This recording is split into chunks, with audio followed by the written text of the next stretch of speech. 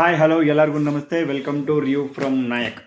So ನಿನ್ನೆ night ನಾನು ಮಲ್ಕೋಬೇಕಾದ್ರೆ ಒಂದು ವಿಡಿಯೋ ನೋಡಿದೆ ಸಮೀರ್ MD ಅವ್ರದ್ದು.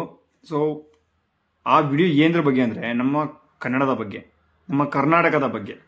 ಕರ್ನಾಟಕದಲ್ಲಿ ಕನ್ನಡ ನಮ್ಮ ನೀವು ಇವಾಗೆಲ್ಲ ಕನ್ನಡ ಕನ್ನಡ ಕನ್ನಡ ಕನ್ನಡ ಅಂತ ಇಷ್ಟೆಲ್ಲ ಮಾತಾಡ್ತಿದ್ದೀವಲ್ಲ, ಇದೆಲ್ಲ ಬರೀ ತೋರಿಕೆ ಅಷ್ಟೇ.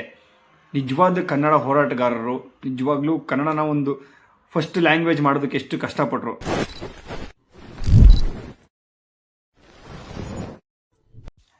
ಆ್ಯಕ್ಚುಲಿ ಕರ್ನಾಟಕ ಸ್ಟೇಟ್ ಅಂತ ಹೇಳ್ಬಿಟ್ಟು ಕರ್ನಾಟಕದ ಒಂದೇನು ಕನ್ನಡ ಮಾತಾಡೋರು ಒಂದು ಸ್ಟೇಟ್ ಮಾಡಿ ಯಾವಾಗ ಒಂದು ಸಪ್ರೇಟಾಗಿ ಮಾಡಿದ್ರು, ಆವಾಗ ನಮ್ಮ ಕರ್ನಾಟಕದಲ್ಲಿ ನಮ್ಮ ಕನ್ನಡ ಭಾಷೆಯೇ ಮಹತ್ವವಾಗಿರಲಿಲ್ಲ. ಅಂದರೆ ಫಸ್ಟ್ ಲ್ಯಾಂಗ್ವೇಜ್ ಆಗಿರಲಿಲ್ಲ ನಮ್ಮ Kannada. First Sanskrit first language ಆಗಿತ್ತು, ಇಂಗ್ಲೀಷು ಸೆಕೆಂಡ್ ಲ್ಯಾಂಗ್ವೇಜ್ ಆಗಿತ್ತು, ಹಿಂದಿ ಮೂರನೇ ಲ್ಯಾಂಗ್ವೇಜ್ ಆಗಿತ್ತು, ಕನ್ನಡನ ಅದರ್ಸಲ್ಲಿ ಇಟ್ಟಿದ್ರು. ಸೊ ಇದ್ರ ಬಗ್ಗೆ ಎಲ್ಲ ಒಂದು ಕಂಪ್ಲೀಟ್ ಡೀಟೇಲ್ ವಿಡಿಯೋನ ಸಮೀರ್ MD ಅವರು ಯೂಟ್ಯೂಬಲ್ಲಿ ಹಾಕಿದ್ದಾರೆ. ಸೊ ಅವ್ರ ಯೂಟ್ಯೂಬ್ ಚಾನಲ್ನ ನೀವು ಇನ್ನೂ ಯಾರು ಹೋಗಿ ನೋಡಿಲ್ಲ ಅಂದರೆ ಅವ್ರ ಯೂಟ್ಯೂಬ್ ಚಾನಲ್ಗೆ ಹೋಗಿ ಆ ವಿಡಿಯೋನ ಪೂರ್ತಿಯಾಗಿ ನೋಡಿ. ಆ ವಿಡಿಯೋ ನೋಡಿ ನೀವು ಅರ್ಥ ಮಾಡ್ಕೊಳ್ಳಿ ಕನ್ನಡಕ್ಕೋಸ್ಕರ ಹೋರಾಡಿರೋದು. ಅದರಲ್ಲೂ ಎಸ್ಪೆಷಲಿ ನಮ್ಮ ಅಣ್ಣವರು ಡಾಕ್ಟರ್ ರಾಜ್ಕುಮಾರ್ ಸರ್ರು ಕರ್ನಾಟಕಕ್ಕೋಸ್ಕರ ಎಷ್ಟು ಕಷ್ಟಪಟ್ಟು ಹೋರಾಡಿದ್ದಾರೆ. ದೆನ್ ಆ ಹೋರಾಟದಲ್ಲಿ ಏನೇನೆಲ್ಲ ಆಗಿದೆ, ಎಷ್ಟು ಜನ ಒಗ್ಗೂಡಿದ್ರು, ಎಷ್ಟು ಸಾಹಿತಿಗಳು, ಎಷ್ಟು ಆ್ಯಕ್ಟರ್ಸು, ತುಂಬ ಜನ ಏನು ಗೋಕಾಕ್ ಚಳುವಳಿ ಅಂತ ಏನು ನೀವು ಸ್ಕೂಲಲ್ಲೆಲ್ಲ ಹೇಳ್ಕೊಡ್ತಾರಲ್ಲ, ಅದ್ರ ಬಗ್ಗೆ ನಮ್ಗೆ ಕಂಪ್ಲೀಟ್ ಡೀಟೇಲ್ಸ್ ಏನು ಕೊಟ್ಟಿಲ್ಲ. ಸೊ ನೀವು ಸಮೀರ್ MD ಅವ್ರದ್ದು ವಿಡಿಯೋ ನೋಡಿ.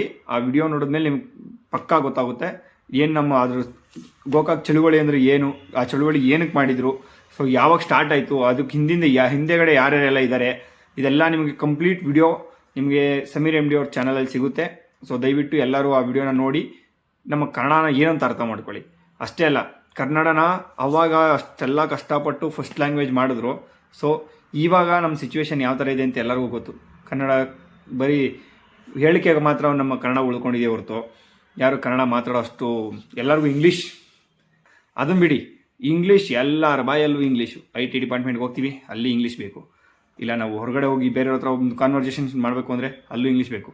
ಸೊ ನಿಮ್ಮ ಹತ್ರನೂ ಕೂಡ ಎಷ್ಟೊಂದು ಸರಿ ಒಂದೊಂದು ಮಾತುಗಳು ಬರೀ ಇಂಗ್ಲೀಷಲ್ಲೇ ಬರುತ್ತೆ. ಇಂಗ್ಲೀಷ್ನ ನಮ್ಮ ಮೇಲೆ ಯಾವ ಥರ ಒಂದು ದಬ್ಬಾಳಿಕೆ ಮಾಡಿ ತುಂಬಿದ್ದಾರೆ ಅನ್ನೋದು ನಿಮ್ಗೆ ಆ ವಿಡಿಯೋದಲ್ಲಿ ಗೊತ್ತಾಗುತ್ತೆ. ಸೊ ಒಂದು ಸಲ ಆ ವಿಡಿಯೋನ ದಯವಿಟ್ಟು ಎಲ್ಲರೂ ನೋಡಿ.